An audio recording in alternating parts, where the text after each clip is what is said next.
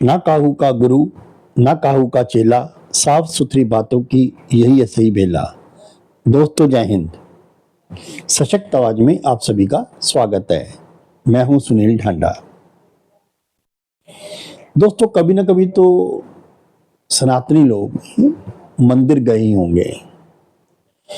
जब आप मंदिर जाते हैं तो आप मंदिर में प्रांगण में लगे हुए घंटे को बजाते हैं। आप ये घंटा कितनी गर्जना करता है।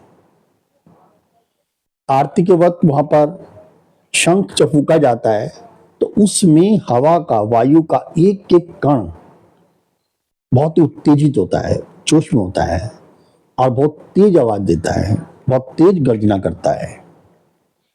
लेकिन थोड़ी देर के बाद वो सब शांत,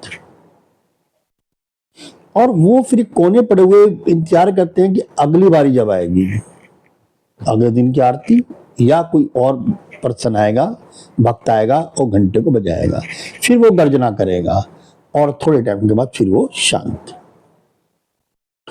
आजकल हिंदू की यही स्थिति चल रही है। जब वक्त के थपेड़े पड़ते हैं तो गर्जना होती है, बहुत गरजते हैं और उसके बाद सब कुछ शांत। मेरा इशारा आज अपने पड़ोस में बांग्लादेश की तरफ है। बांग्लादेश में जो उठक-पटक हुई वो सिर्फ एक राजनीतिक उठापटक थी। शेख हसीना के खिलाफ एक लिया गया कदम था, वो सब कुछ हो गया। लेकिन उसके बाद अब शांति हो जानी चाहिए थी और इसका इंपैक्ट हिंदुओं पर नहीं बनना चाहिए था। क्यों? क्योंकि राजनीतिक उठापटक थी। लेकिन अब ये राजनीतिक उठापटक से हट करके ये धार्मिक उठापटक हो गई, यानी चुन चुन के हिंदुओं को निशाना बनाया जा रहा है। बहुत सी वीडियो वायरल हो रही हैं जिनको देख करके हर हिंदुस्तानी का, हर हिंदू का खून खोलता है। लेकिन सरकारों की अपनी मजबूरी है, सरकार अपने हिसाब से चलेगी। इतने हिंदू जो वहां से अपनी जान बचा के किसी न किसी तरीके से बॉर्डर पर आ भी गए तो उसको हम लेने के लिए तैयार नहीं है। बॉर्डर पर बहुत सख्ती कर दी गई है, पहरा कर दिया गया है कि परिंदा भी पर ना मारे। बिल्कुल भी सही बात है। ये परिंदे कहाँ हैं जो पर मारेंगे? परिंदे तो डायरेक्ट उड़ के ही आ जाते हैं, जैसे रोहिंग्या आ गए। कौन रोक सकता भी उनको? रोहिंग्या को आपने रोका नहीं। कितने रोहिंग्या आ गए यहाँ पर। इवन अभी 20,000 तो रोहिंग्या पकड़े गए। कहां पर? आपके रायबरेली में। अब चेकिंग करो बैठ कर उनकी सबकी। वो पर क्या मार सकते? खुद ही आ जाएंगे वो, लेकिन हिंदू पर नहीं मार सकता। अगर आपको ये डाउट है कि उस हिंदुओं के साथ कुछ असमाई तत्व भी आ सकते हैं तो पूरी जांच पड़ताल के बाद उनको एक जगह पर कुछ दिन के लिए टिकाया जाए ताकि वो उसे आगे ना बढ़े। लेकिन ये औचित्य नहीं बनता कि हम उनको बहका करके, फुसला करके ये कह नहीं नहीं नहीं आपका देश वही है, अब वहां चले जाएं। शेख हसीना तो आ गई क्योंकि वो हमारी मेहमान है, उनकी आवभगत भी हम करेंगे क्योंकि हम तो पहले कहते हैं कि हमारा जो मेहमान है देवतुल्य है। लेकिन जो वो देवतुल्य जो बाकी हैं वो भी तुम्हारे मेहमान ही हैं। हम उनका निरादर क्यों कर रहे हैं? छोटे छोटे बच्चों से बलात्कार किए जा रहे हैं, नन्हे नन्हे बच्चों को मारा जा रहा है वहां। क्या हम लोगों का खून इतना पानी हो गया है कि हम अपने उन भाई बंधुओं की कोई सहायता न करें? आज सरकार है, आज देखिए सरकार क्या है और व्यक्ति क्या है। नेताओं पर तो अब कोई भरोसा कभी करिए ही मत। वो तो शब्द बोलते हैं मुंह से, उनको ये भी पता होता है कि जो हम शब्द बोल रहे हैं उसका दूसरे समाज पर, दूसरों पर या समाज पर क्या असर पड़ेगा। आज योगी जी ने ये कह दिया कि हिंदुओं के मंदिर तोड़े जा रहे हैं, हिंदुओं पर अत्याचार किए जा रहे हैं। हमें अब भी उन इतिहास से सबक लेना चाहिए। तो बार बार कहता हूं कि इतिहास दोहराता तब है जब उससे हम सीखते नहीं है, तो हमें सबक लेना चाहिए। इन ऐसी कौन सी बात की उन्होंने ये कहा कि हिंदू कब मारे जा रहे हैं, हिंदुओं पर अत्याचार हो रहे हैं और हमें इतिहास से सबक भी लेना चाहिए। इतिहास सबको पता है क्या होता है। और उस पर महाराष्ट्र के चीफ मिनिस्टर उद्धव ठाकरे कूद पड़े। ये तो केंद्र की ड्यूटी है, बिल्कुल है केंद्र की ड्यूटी, केंद्र सरकार की ड्यूटी है। आपकी क्या ड्यूटी बनती है? आपकी ड्यूटी ये तो बनती है कि आप कम से कम एक समाज के लिए आप खड़े तो हो, उनकी निंदा तो करिए दूसरों की, जो उन पर कत्लेआम कर रहे हैं, तो उसी बेगैरत हो गए आप। यानी जिस व्यक्ति ने आपको सिर्फ ये कहा है कि हमारे सभा को सीखना चाहिए, तो आप उसके ऊपर तीर लेके खड़े हो गए, अरे योगी ने कैसे कह दिया ये।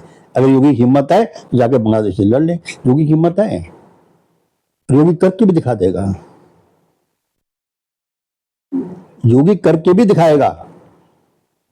और जिस दिन योगी प्रधानमंत्री बन गए, उस दिन सिर्फ बाहर पड़ोस नहीं, दुनिया में नकेल डाल देंगे वो। तो ये फंडा क्लियर है ना, दुर्मूल नीति नहीं है। कई लोगों का अभी भी है मैसेज का कि भी हम कुछ नहीं बोलेंगे, बंगाल में कुछ हो जाए हम नहीं बोलेंगे, मणिपुर में कुछ हो जाए हम नहीं बोलेंगे, दिल्ली में कुछ हो जाए हम नहीं बोलेंगे, ना उन पर राजनीतिक शासन लगाएंगे। क्यों? हो सकता है कि हमें अगला नोबेल शांति का नोबेल पुरस्कार मिल जाए। वो तो सूट बूट सब तैयार के बैठे हुए हैं, तो पता नहीं कब बुलावा आ जाएगी, आपको तो शांति का नोबेल पुरस्कार मिल रहा है, आप आ जाइए।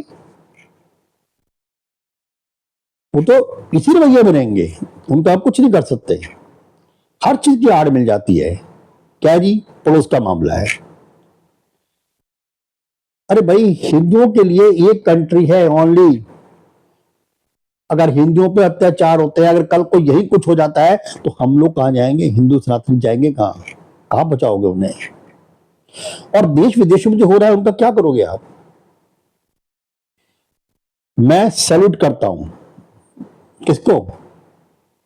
मैं सैल्यूट करता हूं उस नौजवान को, उस सैनिक ऑफिसर को, मेजर गोगोई को, जिन्होंने 2019 में जब अपनी कॉन्वॉय को लीड कर रहे थे, और जब देखा कि पत्थरबाज जो पत्थर मारे हैं, तो अपने उस जो कॉन्वॉय में उपस्थित जो बाकी सेना के अधिकारी थे, उनको बचाने के लिए बहुत अच्छा डिसीजन लिया उन्होंने।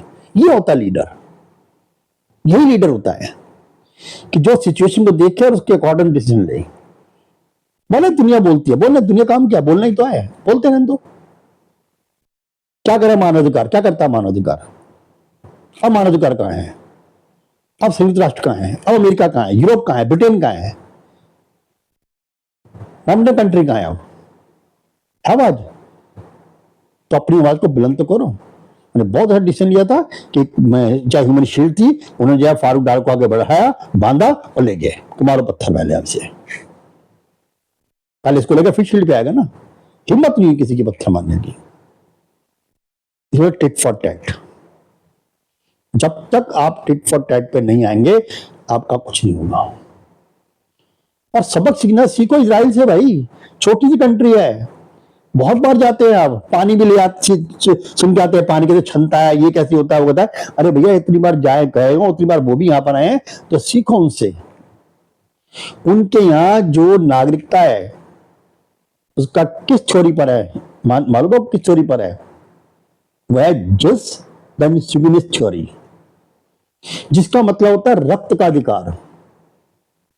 यानी जो भी व्यक्ति इजराइल यानी यहूदी है, वो किसी भी कंट्री में बच्चा जन्म लेगा, वो इजराइल का नागरिक है। करिए थ्योरी को लागू ना, कि हिंदू, जिसका डीएनए हिंदू है, वो किसी भी जगह पर बच्चा का जन्म लेगा, उसको हिंदुस्तान की नागरिकता मिलेगी। ये नहीं कि हिंदू वो बांग्लादेशी है तो वो यूरोपियन है तो वो पाकिस्तानी है, नहीं, सभी का ही राइट होना चाहिए, तो इसको हिंदू की नागरिकता, हिंदुस्तान की नागरिकता मिलेगी। सब डुलमुल। हमने जिगरा दिखा दिया, हमने शेख हसीना को यहां पर पनाह दे दी, जब तक वो रहेंगी रहें। बाकी क्या हुआ? जो शेर बने फिरते थे अपने, अमेरिका, ब्रिटेन, ब्रिटेन की तो वैसे हालत खराब हुई पड़ी है इस वक्त। वहां से सबक सीख लो। ब्रिटेन उजड़ गया, फ्रांस उजड़ गया, जर्मन उजड़ गया, सीख लो। और जहां तक क्वेश्चन है इन विपक्षियों से, इन विपक्षियों को भी नकेल कसनी पड़ेगी अगर अपने देश को बचाना है तो। माना इतिहास पढ़ लो, इन्होंने हमेशा देश को नीचे ही किया है, ऊपर नहीं किया, अब कभी नहीं किया। सड़कें बन जाने से, पुल बन जाने से या कोई इंस्टीट्यूट खुलने से कभी देश तरक्की नहीं करता। देश तरक्की तब करता है तो समाज एकजुट होता है। तो समाज को तुमने तहस नहस करके डाल दिया है, तो सवालों की अब क्या क्या तरक्की करोगे आप? अब तरक जाओगे, तरक्की नहीं करोगे। थोड़ा मुझे भी एक्साइटमेंट हो जाता है, गुस्सा आ जाता है, बीपी शूट करता है।